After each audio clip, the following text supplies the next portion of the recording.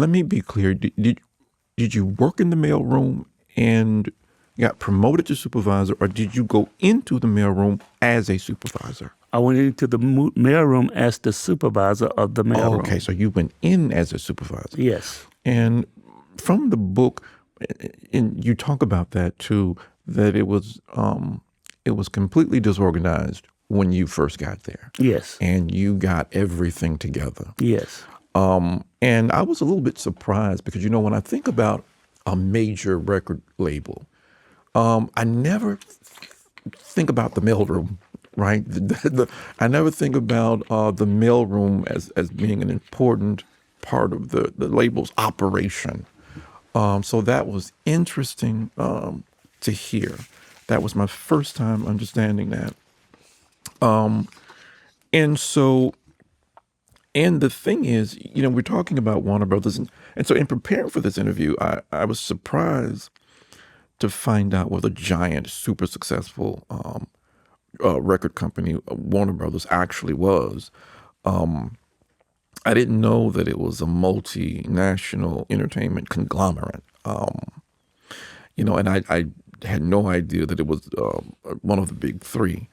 And, the third largest global music company, out there.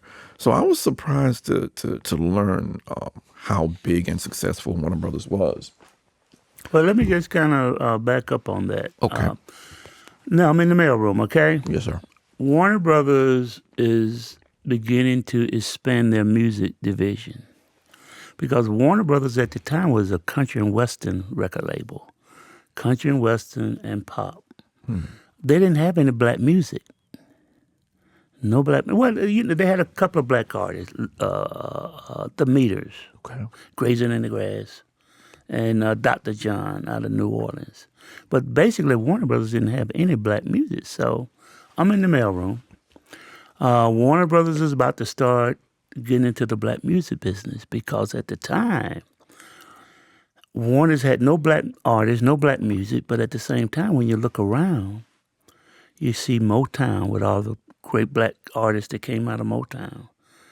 Columbia Records, Epic Records, even our in-house Atlantic Records, our partners with Atlantic Records, they were signing superstars. Atlantic Records had Aretha Franklin, Roberta Flack, Donny Hathaway, the Spinners, Wilson Pickett, Sam and Dave.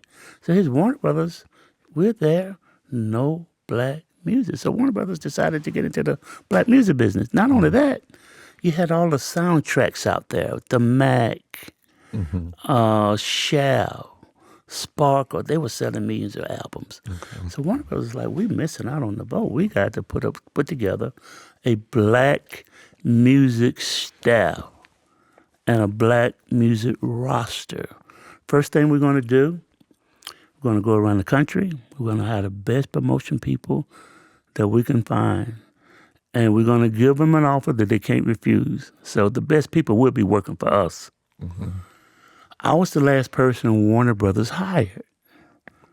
And they said, Teddy, we got a couple of positions opening. One is in Miami.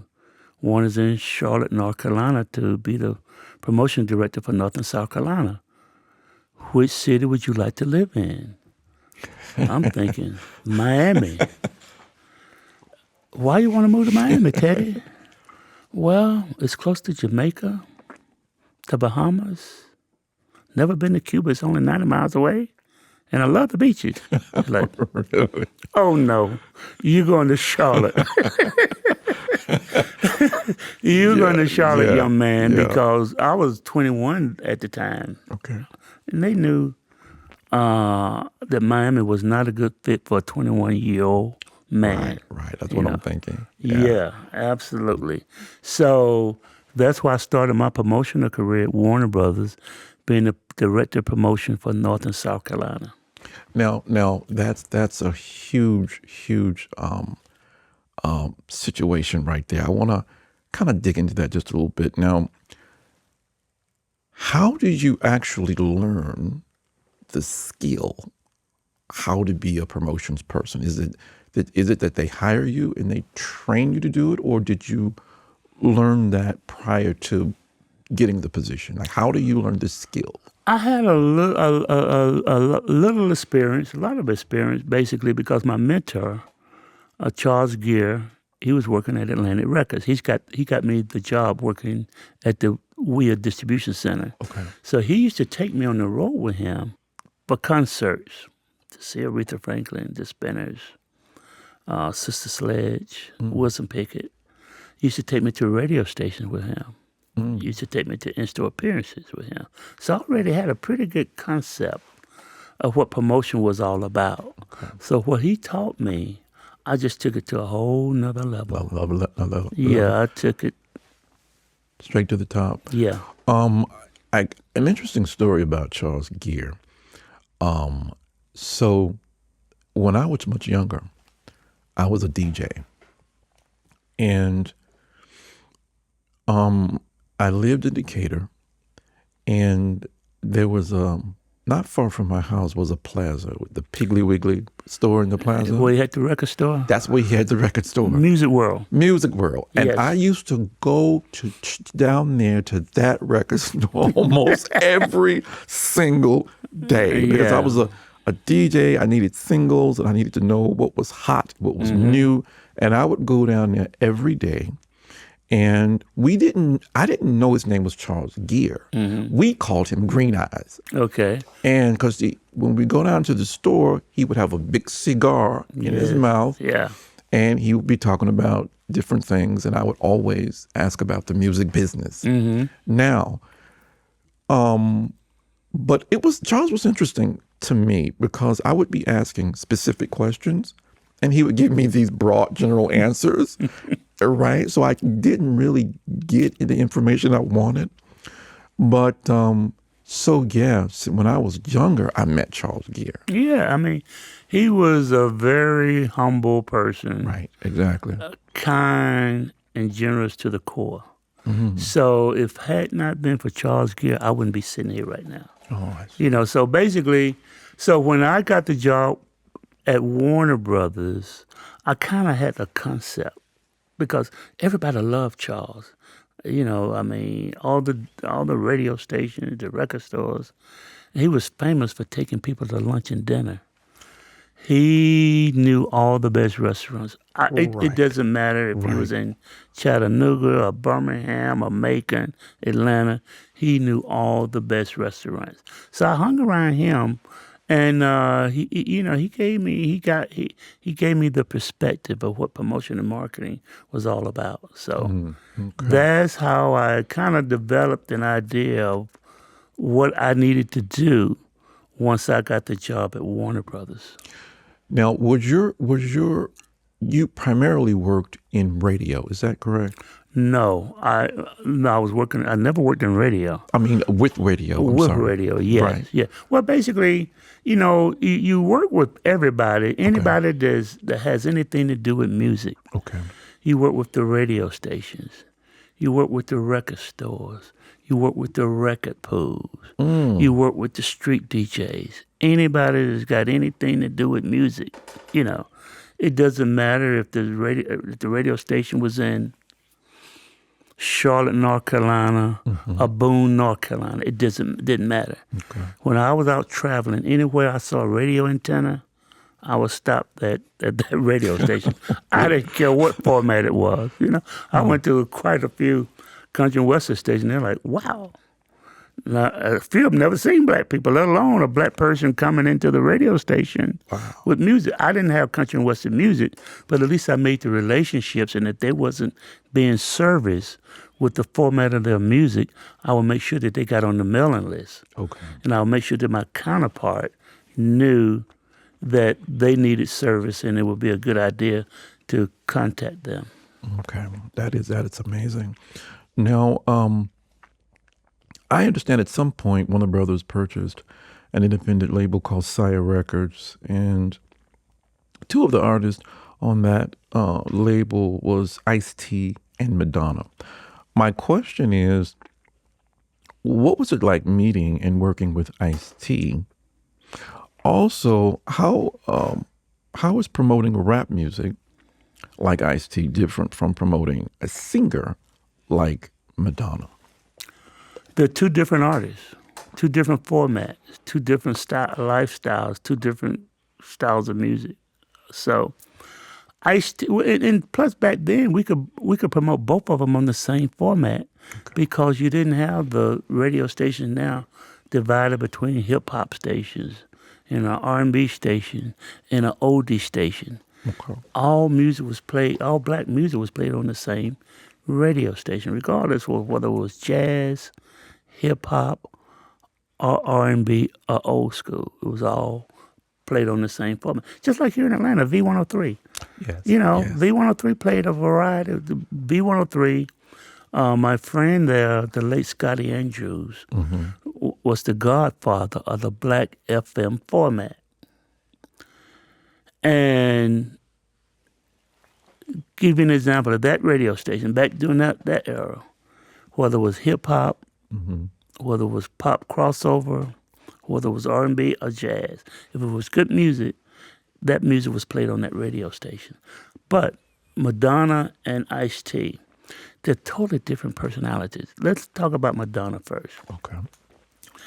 When Madonna came, when Warner Brothers teamed up with Sire Records to give them a distribution deal for their music, Madonna brokered black radio. The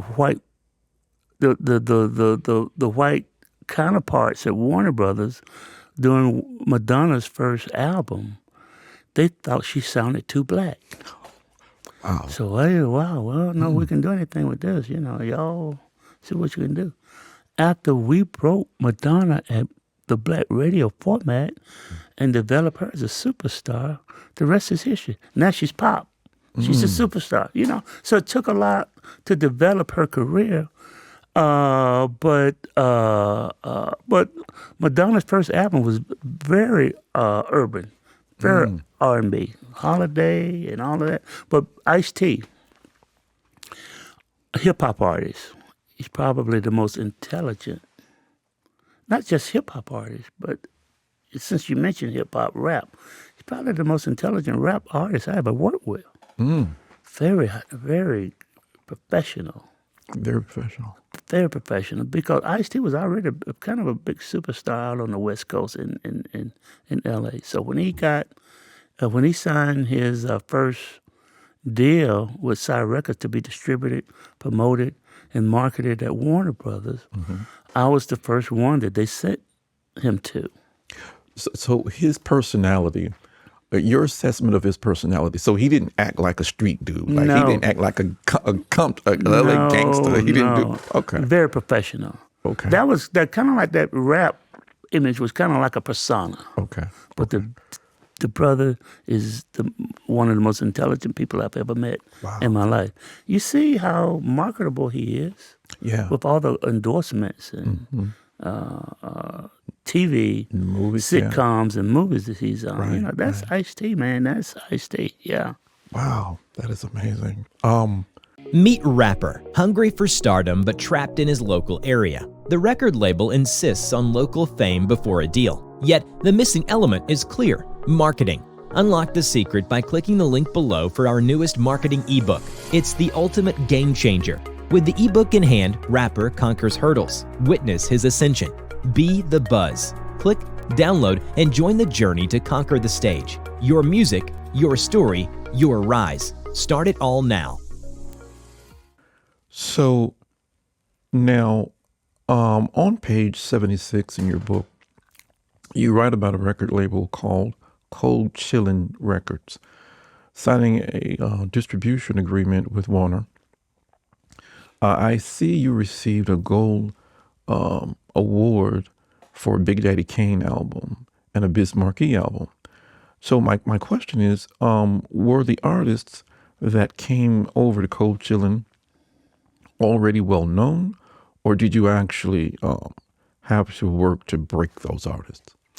Well, Cold Chillin' was based out of New York. Biz Markie, Ice-T, Marley Marl, Roxanne. there was a bunch of Roxannes going around, but we had the real Roxanne. I remember that. I remember that vividly. Those records, one after the other. Yeah, I remember that. But Cold Chillin' was big in New York. There was an independent label. They didn't have national and international promotion and marketing. You can be big in New York, but that's a whole nother world out there. Okay. There's an international community out there. So in order for them to break out of New York and have the same type of coverage on their music as the other superstars, they needed mass distribution. You know, they were being distributed independently. Warner Communication is a international distributor.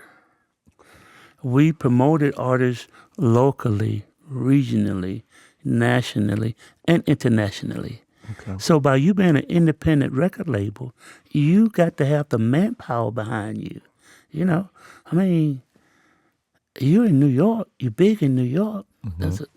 Plus, back then, you had the West Coast thing going on with Ice-T and Eazy-E and big time, big time, and then you got the East Coast music scene going. So, Cold Chillin' needed national distribution, promotion, and marketing. That's what we gave them to take them to a whole nother level that they never dreamed of.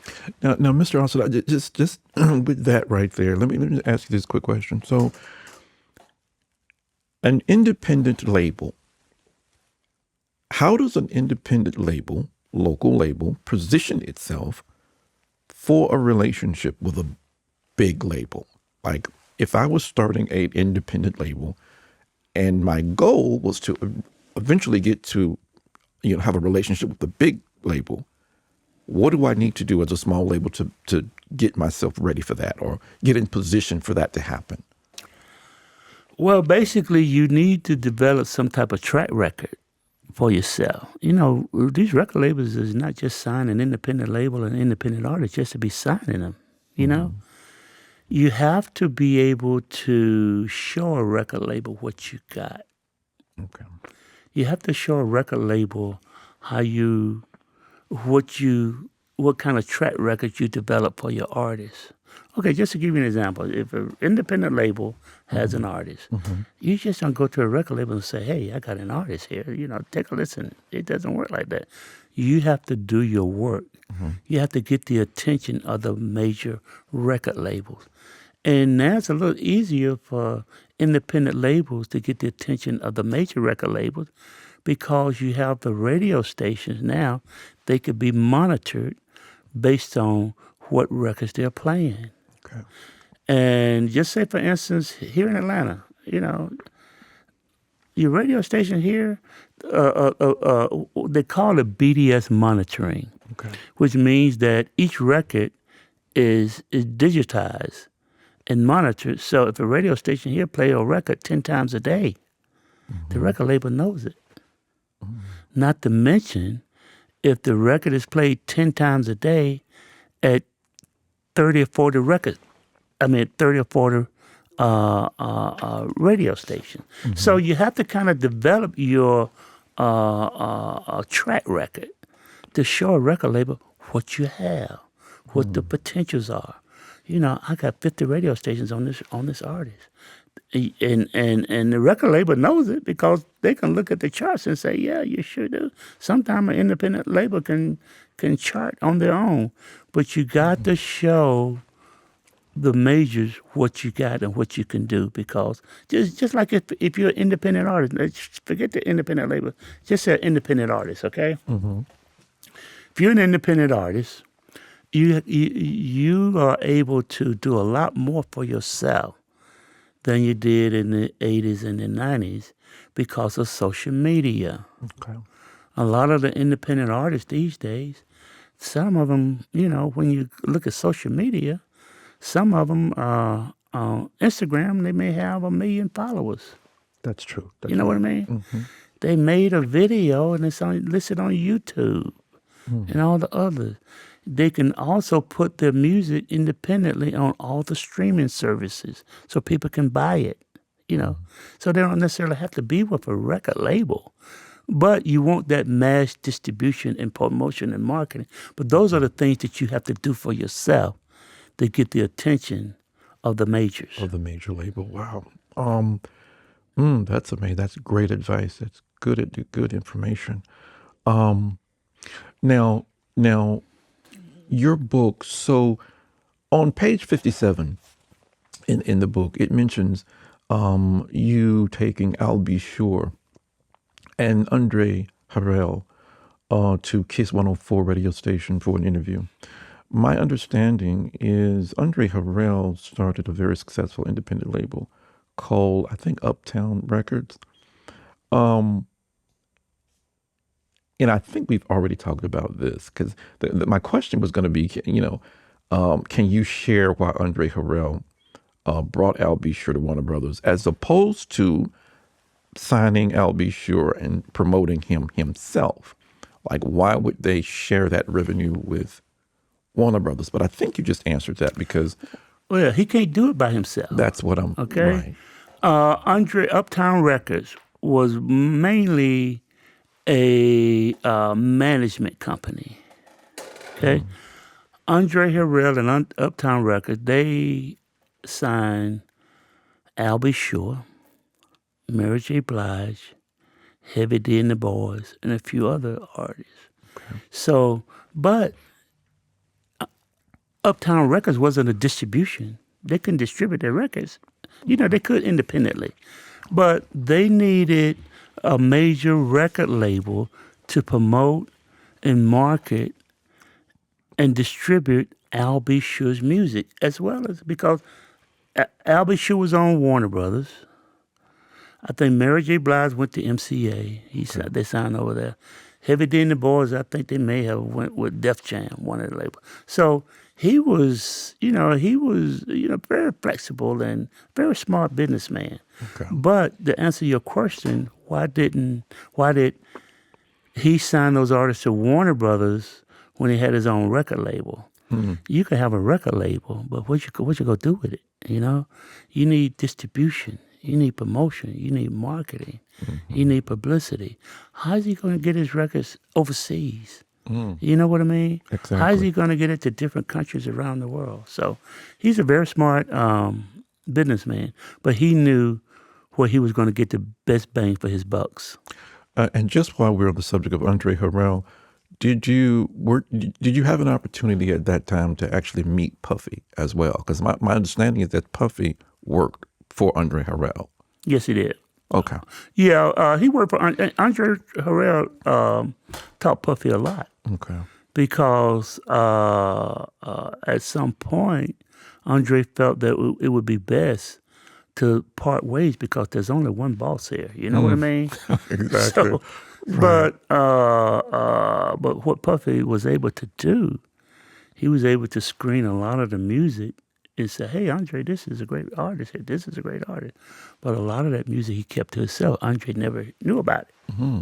So when he got his deal with Arista Records, Bad Boy Records, he was able to say, Clive Davis, who was the president of Arista Records, to say, "Hey, I got an artist here named and Biggie." Okay, Biggie. Right. That's what I'm trying to say. Okay, Clive, I got an artist here named Biggie. I got an artist here named group here called 112. I got another group here. He kept all that music from Andre. Andre probably never heard it. So that's why Puffy was able to go to Arista and get his own label when Clive heard some of the music he had and created Bad Boy Records. So That is amazing. And I'll get back to Puffy because that's an interesting story. So one of my favorite stories in your book happens on page 33, where you share the experience of Warner Brothers doing a joint venture with Island Records and working closely with Bob Marley. The photos of you and your wife at his home in Jamaica are very interesting. My question is there more pressure in marketing a star of that magnitude or not really? Well, The stories in my book with Bob Marley, we're at his childhood home. Okay. And the way that story developed was I was responsible for putting together a promotional tour for Bob Marley. Bob Marley had an album out called Survival.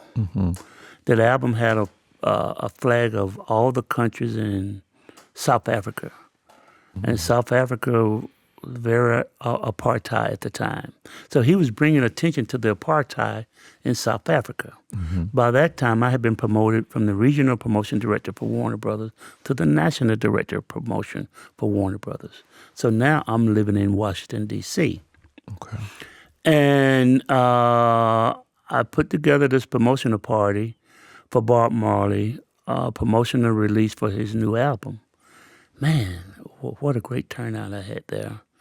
We had radio stations and TV stations and radio station, TV stations and retail from Philadelphia, New York, D.C., Baltimore, Virginia. People from the White House, the senators, the Congress, all there to meet Bob Marley at the promotional party that I put together for him. So, great. One of the best promotions that I've ever done. After the party, Bob Marley's like, Teddy, I've been in the music industry for a long time. In fact, that was his last promotional tour. Oh, wow. Because 6 months later, he died of cancer. Okay. But he said, Teddy, this is the best promotional party I've ever had. And I've been in the business for a long time. He said, after the party, could you come up to my suite? Just kind of, I'd like to talk to you. Kind of keep things around. So after the party, go up to the suite. He said, man, I really, really appreciate what you did for me. He said, do you ever go to Jamaica? I said, sure, I go to Jamaica. I usually take my family to Jamaica every year. He said, what part of Jamaica do you like going to? I said, well, usually we go to Negril. He said, Negril? That's only 10 miles from my home. He said, tell you what, next time you want to go to Jamaica, I got you and your family. He said, I'm going to have my guy come over to your resort. They're going to take you to my childhood home. They're going to stop the tour, take you to my childhood home so you and your family can visit my home, see where I was born, see where I was raised, see the bed that I slept in, see the kitchen that my mom cooked us meals every day. So we went on the tour. It was so humbling and surprised that he showed us that courtesy and to be in his home, to sit on his bed that he slept in as a kid, So we took our time, after the tour. The guide said, hey, you want to go see the marijuana fields? Yeah, let's go see it. I said, I'm going to send my family back to the hotel. You take me to the fields. Wow. And I went to the fields. So it was a great experience there. I mean, just seeing how they grow, the aroma and the flavors and all the different fields and the different strains of marijuana that they grow. Meet Rapper, hungry for stardom but trapped in his local area. The record label insists on local fame before a deal. Yet, the missing element is clear: marketing. Unlock the secret by clicking the link below for our newest marketing ebook. It's the ultimate game changer. With the ebook in hand, Rapper conquers hurdles. Witness his ascension. Be the buzz. Click, download, and join the journey to conquer the stage. Your music, your story, your rise. Start it all now.